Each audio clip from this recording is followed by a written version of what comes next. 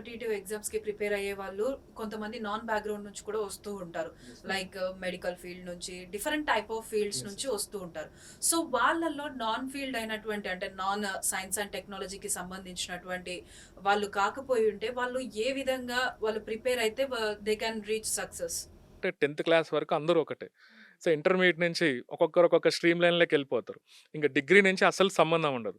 కానీ ఇక్కడ మనకి ఆ క్వెషనింగ్ అనేది ఎలా ఉంటుందంటే, స్పెషలైజేషన్ అవసరం లేదు మేడం. ఇదంతా జనరల్‌గా ఉంటాయి. అంటే ఒక కామన్ మ్యాన్‌ని ఉద్దేశించే క్వెషనింగ్ ఉంటది. ప్రతి ఒక్కరికి మినిమమ్ తెలియాల్సిన నాలెడ్జ్. అంతేగాని ఇక్కడ మళ్ళీ నేనేదో బయోటెక్నాలజీలో పీహెచ్‌డీ చేసిన, లేదా ఫారెన్‌లో నేను చదువుకొనొచ్చిన, ఆ నాలెడ్జ్ వేరే, ఇక్కడ అడిగే నాలెడ్జ్ వేరే. ఇక్కడ అడిగే నాలెడ్జ్ ప్యూర్‌లీ సైంటిఫిక్‌గా అప్లికేషన్ ఓరియెంటెడ్‌గా ఉంటది.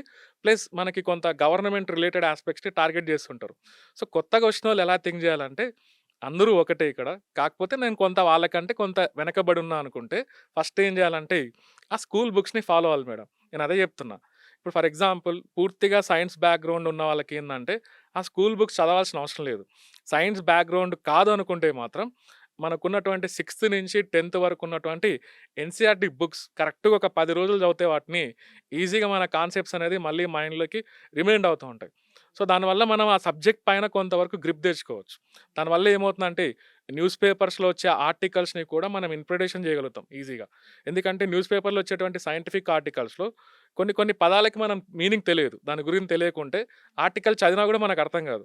అదే దానికి మీనింగ్ తెలిస్తే మాత్రం మనం ఈజీగా ఆ న్యూస్ పేపర్‌లో వచ్చిన ఆర్టికల్‌ని మనం అనాలిసిస్ చేసి, దాంట్లో ఉన్నటువంటి హైలైట్స్‌ని మనం సెపరేట్‌గా రాసుకుంటే, అది ఫ్యూచర్‌లో మనకి రిఫరెన్స్ కోసం యూజ్ అవుతుంది.